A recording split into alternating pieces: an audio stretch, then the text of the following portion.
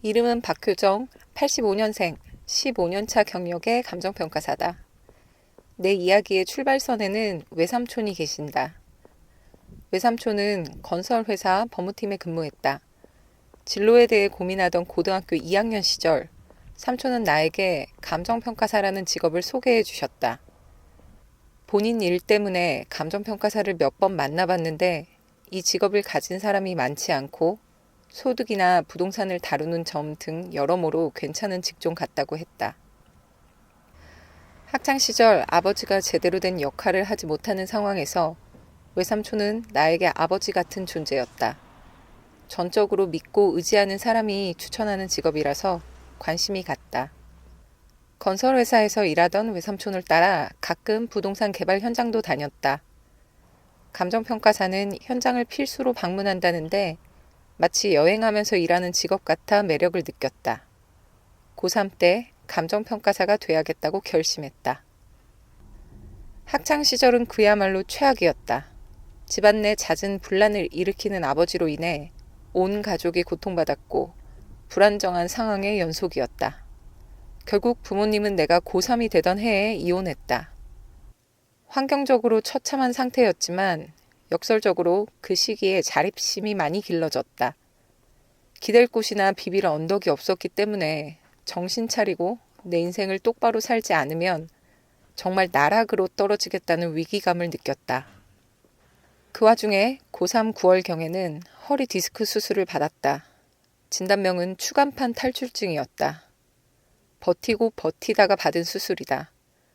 부모님의 이혼 이슈, 생활 환경의 변화 같은 외부적인 문제보다는 극심한 허리 통증으로 인해 도저히 공부를 제대로 할 수가 없었다. 수능을 망치고 재수를 하면서도 끝까지 허리가 발목을 잡아 원하는 만큼 공부를 할 수가 없어 이루 말할 수 없이 괴로웠다.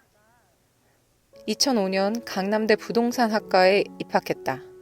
고 이때까지 모의고사에서 늘 상위권이었기 때문에 대학 진학에 대한 아쉬움은 있었다. 하지만 처한 상황이나 환경이 좋지 않아 빨리 감정평가사 시험에 합격해야겠다는 판단으로 부동산학과를 선택했다. 가정 형편이 어려웠다. 평생 가정주부였던 어머니가 이혼 후 혼자서 자녀 둘을 데리고 살던 집에서 나온 상황이었다. 경제적으로 처참한 상황이었다. 외삼촌 3명이 대학 등록금을 나눠서 내주셨다. 이후에는 장학금을 받으며 다녔다. 대학에 들어가자마자 알바를 시작했다. 2007년 3학년까지 1,500만 원 정도를 모았다. 3학년 2학기에 휴학하고 모은 돈을 가지고 신림동 고시촌에 들어가 본격적으로 감정평가사 시험을 준비할 계획이었다. 다만 이런 거는 있을 수 있겠더라고요. 1층임에도 불구하고 사실 피로티 구조이기 때문에 사실상 이제 2층에 있으니까 다른 층수들하고 비교를 했을 때 우리가 모자람이 없더라고요. 그러니까 우리는 이렇게 생각해야 돼요. 가장 비슷한 사례가 적용이 되면 10억이에요. 그리고 지금 6월부터 우리 상속 개시일까지 5개월의 시간이 흘렀는데 잠깐만요. 제가 그 5개월의 시간 동안 아파트 지수가 얼마나 올랐는지 한번 볼게요. 신림동 생활을 시작했다. 고시원에서도 살고 지하방에서도 살았다. 3일 한성학원에 다녔다. 아침 7시 15분에 1,500원짜리 주먹밥을 먹고 공부를 시작했다. 밤 9시까지 공부했다. 토요일은 학원에서 하루 종일 모의고사를 봤다. 매일 같은 루틴을 유지했다. 고등학교 때보다 허리는 괜찮았다. 천만다행으로 시간이 지나면서 많이 좋아졌다. 2008년 1차 시험을 봤다. 결과는 합격이었다. 그해 2차 시험을 봤다. 올림픽 정신으로 봤을 뿐 준비가 전혀 안 되어 있으니 당연히 불합격했다. 2009년에도 공부하는 루틴은 똑같았다. 실력은 좋아졌다. 학원 모의고사에서 1, 2등을 했다. 성적 장학금을 받으면서 학원을 다녔다. 많은 준비를 하고 들어간 2009년 여름 2차 시험. 1교시 1번 문제로 공장 담보 감정평가가 나왔다. 그런데 이 주제는 지엽적인 이른바 브리타 문제였고 2년차가 대비하기는 어려웠기에 아예 제쳐놓았던 부분이었다. 1교시 1번 문제를 보자마자 멘탈이 나갔다. 전혀 대비가 안 되었던 문제, 무려 40점짜리 문제. 그동안 공부한 걸 총동원해 꾸역꾸역 작성했다. 2교시 이론, 3교시 법규에서 만회하기 위해 답안지에 혼을 쏟아부었다. 시험장에서 나오면서 실무 1번 문제 때문에 찝찝했다. 붙으면 천운이라고 생각했다. 2009년 시험을 마치고 집으로 돌아왔다. 할머니가 해주는 밥을 먹으면서 체력도 회복하고 복학해서 학교도 다녔다. 그해 12월 합격자 발표가 났다. 홈페이지에 들어가서 확인하는데 2글자 대신 3글자가 보였다. 불합격. 이론과 법규에서 고득점 했는데 걱정했던 실무에서 38.5점, 꽈락으로 불합격했다. 총점 1.5점으로 불합격이라니 머리가 멍했다. 더 공부할 돈도 없고 가족들 볼 면목도 없었다. 엄마가 대출을 받아서 딱 1년만 지원해주겠다고 했다. 포기할 수 없었다. 불합격할 수도 없었다. 건축허가 관련된 내용 해주신 거랑 그리고 저희가 확보했던 감정평가서 2개 각각 제주도, 충남 당진 그쵸? 검토해서 가능한 수준 제가 오늘 회신 못 드리면 게다가 우리는 이제 조합에서 평가한 내역도 이미 있고 조합에서 평가한 내역이에요. 그래서 우리가 지금 하고자 하는 건 뭐냐면 소송에 갔을 때 증명하려고 하는 거예요. 2010년 신림동 고시촌으로 돌아갔다. 모의고사에서 1등을 해봐야 소용이 없었다. 시험에 붙어야 수험생활이 끝나는 거였다. 하루에 11시간 이상 책상에 앉아 있었다. 매일 순 공부 시간 8시간 이상 채우려고 노력했다. 앉아있는 시간이 길어지면서 허벅지 피부가 짓물렀다. 잠을 자면 꿈속에서 책의 내용과 페이지 수, 내가 산정한 부동산 평가액이 원 단위까지 그대로 나왔고 꿈속에서도 독서실에 앉아 공부할 정도였다. 우아하게 꿈을 좇는 상황이 아니라 생존의 문제였다. 반드시 안정적인 일자리가 필요했다. 하루빨리 제대로 된 사회인으로서 경제활동을 해야 했다. 2010년 8월, 내 인생의 마지막이라는 각오로 2차 시험을 봤다. 차분하게 시험을 잘 치렀고 나오면서는 홀가분했다. 막상 합격자 발표 전날이 되자 잠이 오지 않았다. 뜬 눈으로 밤을 지새다가 결국 새벽 4시에 교회에 갔다. 마을 내려놓고 하나님 뜻대로 하시라고 기도했다. 실제로는 포기가 되지 않는데 그런 기도를 하려니까 서러워서 눈물이 났다. 체력적으로, 심리적으로 많이 지쳐 있었다. 돈도 없었다. 더 이상은 못할 것 같았다.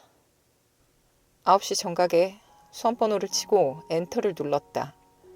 화면이 바뀌었을 때 용감하게 2눈을 뜨고 화면을 보지 못했다.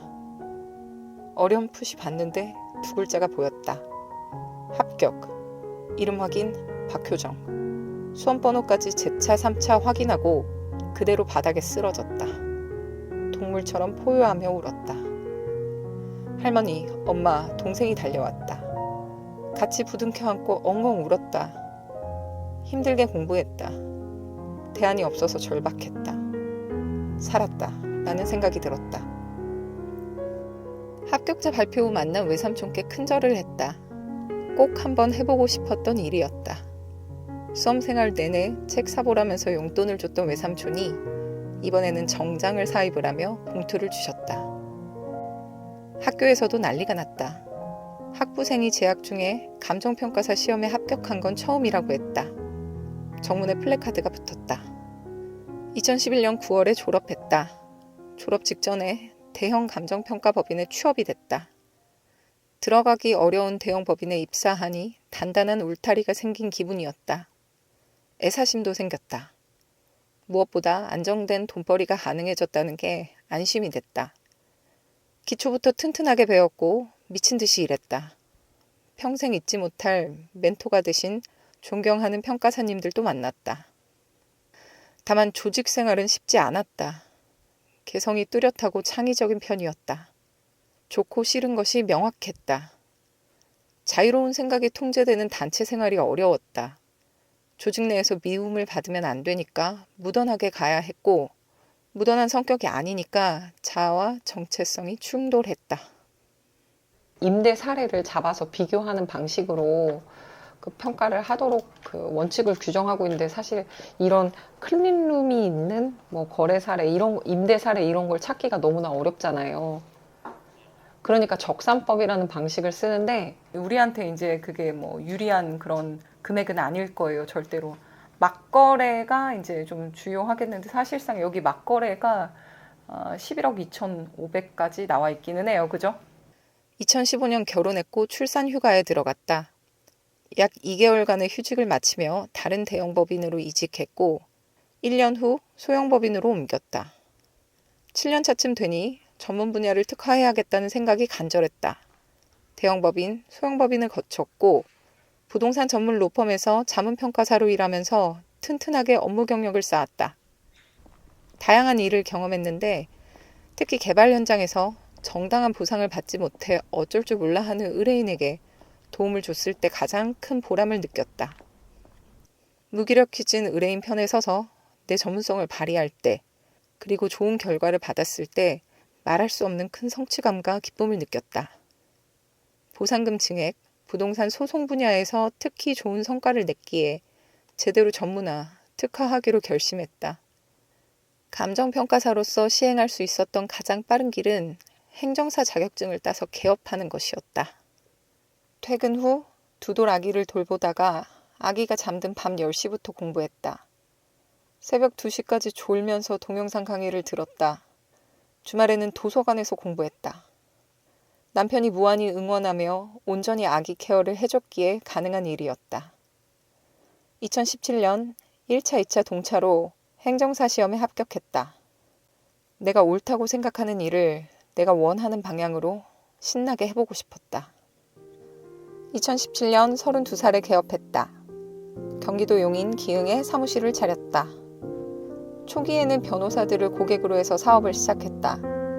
변호사들과 협업하며 보상금 증액, 매도 청구 소송, 이혼 소송 재산 분할 등에서 좋은 성과를 냈다.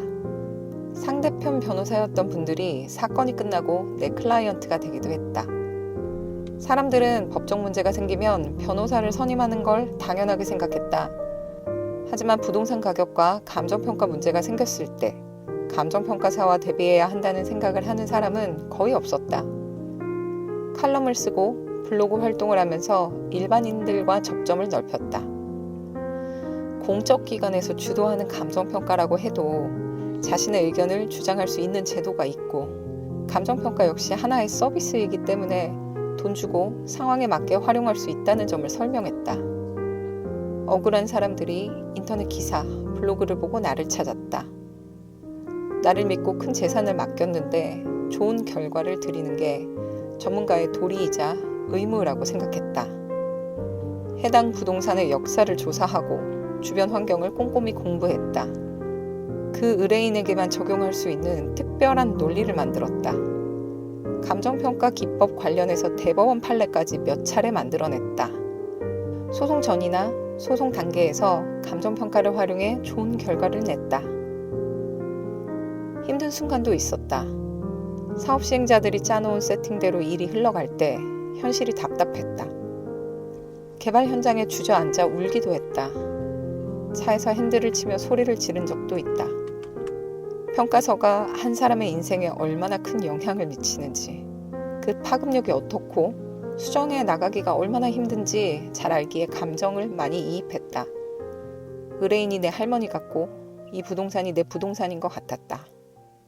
올라와야 되고, 맞아. 이렇게 봐야 되니까. 이렇게? 네, 천이 여기 있으니까. 천이 이쪽으로 지나가니까 우리가 지금 여기 서 있는 거예요. 그래. 맞아. 그러니까 여기서부터. 야. 감정평가할 때는 현재 상황으로 평가를 하게 돼 있는데, 현재 상황을 우리가 돈을 들여서 지금 이렇게 개선을 시켰는데 비싸게 매수를 해가면 좀 억울한 입장이잖아요. 개업한 지 8년이 지났다. 성공 사례나 데이터가 많이 쌓였다. 개별 의뢰인에게만 적용하면 좋을 만한 각종 감정서와 판결문을 활용해 집요하게 물고 늘어지며 일하고 있다. 한국감정평가사 협회로부터 표창도 받았다. 난생 처음 재개발 재건축이라는 책을 공저로 쓴 후에 감정평가사 사용법이라는 책을 출간했다. 독자와 의뢰인에게 좋은 반응을 얻었다. 라디오 방송 출연도 열심히 했고 얼마 전에는 업무 일상이 담긴 유튜브도 시작했다. 전문 분야를 특화했고 그간의 성과가 좋았기에 재개발 재건축 사업 현장에서 종전자산 평가, 현금 청산자에게 필요한 감정평가를 주력으로 하고 있다. 보상감정이나 소송평가 컨설팅 업무가 많고 상속세, 증여세 절세를 위한 감정평가도 활발하게 한다. 특수관계인이 부동산 매매할 때 필요한 저가 양도 감정평가 업무도 많다. 경제적으로, 환경적으로 최악인 상황에서 평가사 시험에 발을 들였다. 시험 합격만 하면 모든 것이 해결될 줄 알았고 실제로 좋은 직장도 들어갔지만 막상 대형 감정평가 법인에서 일하면서 자아와 부딪히며 어두운 터널 속에 갇힌 듯한 시간을 보내기도 했다. 하지만 직장에서 만난 평생 멘토가 된 고마운 선배님들의 조언과 도움으로 주저앉지 않고 터널 끝으로 나올 수 있었다. 부동산 로펌에서 업무 경력을 쌓으면서 내가 맞다고 생각하는 일을 할 수 있는 비즈니스 모델을 만들었다. 감사하게도 의뢰인들이 계속 찾아주셔서 개업 후 한결같이 바쁘게 지내고 있다. 고3에 결심했던 감정평가사가 되어 현재까지 감정평가사를 천직으로 생각하며 열심히 일하고 있다. 궁지에 몰려 있었기에 악착같이 꿈꿨다. 희망을 붙잡고 버텼다. 외부 환경 탓하며 주저앉고 싶지 않았다. 꿈꾸는 사람이 꿈을 이룰 가능성이 높다고 믿는다. 이기는 것도 습관이다. 조금씩 이기는 습관을 들이면서 나에 대한 확신이 커졌고 인생의 추진력도 생겼다. 인생에 어둡고 긴 터널을 지나고 있는 사람이 있다면 반드시 끝이 있다고 얘기해주고 싶다. 내가 나를 확신하지 못하면 인생의 방향을 잃을 수 있다. 그 확신을 가지려면 작은 것부터 실천하고 매일매일 작은 성취를 쌓는 것이 좋은 시작이다.